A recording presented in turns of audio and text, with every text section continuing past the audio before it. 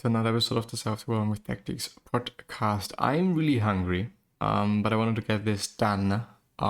It makes sense, by the way, at least in my point of view, and sometimes I come to this conclusion rather late that, when I'm stuck doing something, it makes a lot of sense to do something else and get this done when it also needs to get done this day.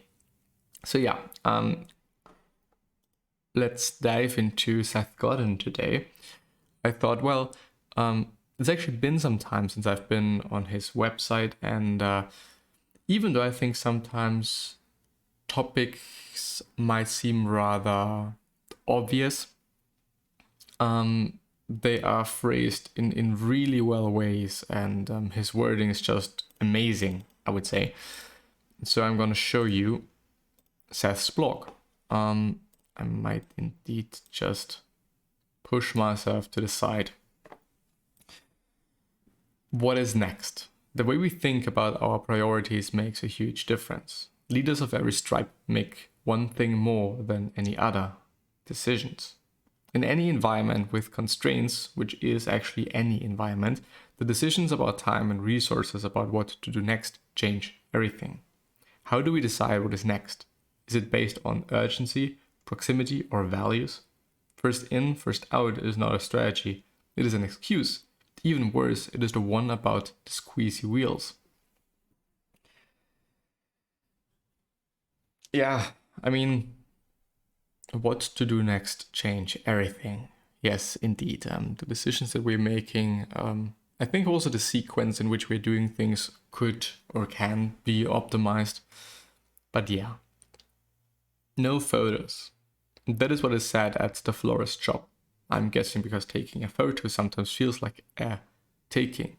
The creativity, skill, and effort that goes into making a distinctive arrangement might feel uncompensated when someone simply takes the work and posts it. This misses the real point though. Once you have made something worth photographing, having the idea captured and spread helps you. It doesn't hurt. More than ever, people are paying for famous, even if it is a prosaic, as a famous bouquet produced by the originator of the design. The hard part is making something worthy, not protecting it from cameras. I would say this as well, even though I really understand, I don't want anybody to, use my work and, post it and, maybe sometimes even being like, okay, I did that, I made that. Confusion about performance. The thing that you produce the thing that your product or service delivers could be called performance. It is made of two components: the story and expectations and cultural impact of what you do, so the story, and the deliverables that are objectively measured, the spec. It helps to have both. Many hard-working freelancers are confused about their story. Either they insist that their work is even better than it is, and they are frustrated when others don't embrace it, or they undersell the value of their presence, professionalism, and effort. And many institutions, particularly those that measure the wrong things, put an enormous effort into what the lab specs show, but forgets to invest in a narrative that encourages consumers to give them the benefit of the doubt.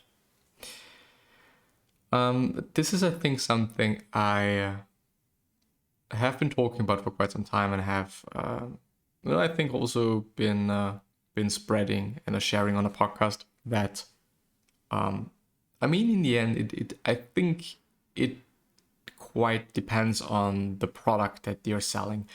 If the product is not doing what it says it does, then it is quite useless, even though I'm having a great story. And in the end, I think it is about long-term customers. It's not about, getting some money short-term. At least for most products, I'd say. Of course, this might be a good strategy to gain some money for another project that you actually want to work on more. But I think in the end, having a product that works and also has a good story is really essential for having long-term success, I would say, and I would argue. Reimagining cities in a few simple questions. Well, let's not talk about that. Don't know, don't care.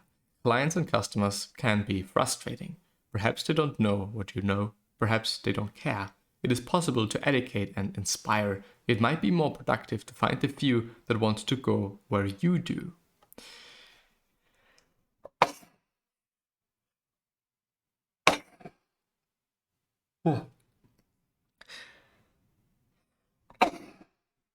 I'm very sorry. Yes, good clients, good customers are very hard to find. And I think it is also, well, this process in and of itself can be quite frustrating. But also considering that, those ideal customers, quite, they're also sharing your work. They are enabling you to, to even have more customers. And I have been thinking about this one as well quite often and quite thoroughly or something. It makes sense, and I do not understand why it does not make sense for most people to, of course, it depends on the relationship that you're having with this particular customer. But, and or this freelancer or this product or whatever, but it makes sense for me as someone that is receiving a certain service, a certain task, a certain product, to be like, well, this is a really good product. This is a really good human being. This is a really good service. To develop this, to develop this, maybe community, helping to create this community and or gather these people that need this service and would like to have this service, because I know as a receiver on the receiving end that it is a good one, to hype this one up, because the more it is hyped, the more it also benefits me having this product. And when I'm kind of the first customer or the first person to get this, chances are actually really, really, really big that the person that is giving out this service is like, okay, you've been my first customer, you've always helped me share my stuff, and you've always been really supportive. I'm gonna give you a really great price forever. But I don't know, sometimes I have a feeling that this is not quite understood, But yeah, anyway, get, want, and have to. Gets to, want to, and have to are an endless braid. How much of your time do we spend on each? Have to is often up to someone else. Things we are required to do by the system or the people in it. Gets to is a matter of perspective, trust and health and leverage, and privilege allows us to do certain things that others might not. And want to is a choice and is often squandered. When our day is drawing to a close and we have done everything we have to, the choice of how to spend, invest, waste the next few minutes often ends up with mindless stalling or entertainment. The magic trick begins with realizing that the get-to tasks are priceless want-to moments if we choose. And if we are careful and plan ahead, we can get to the point where the have-to-do agenda is something we can eagerly look forward to. When all three are in sync, things get better. Yeah. When things are not as straining, maybe even funny to do, those ones. I do not necessarily like mindless stalling or entertainment, so mindless entertainment. I think mindlessness is a really big one, also for me. I have I've noticed today that I seem to be quite tired, even though I've slept enough. Might also be because I'm hungry and haven't eaten anything today, and it is already 2 p.m. Might be that, but I'm having a lot of brain fog today. I'm having really quite difficulties to learn what I should be learning, or doing, so to speak. But yeah, period. I think.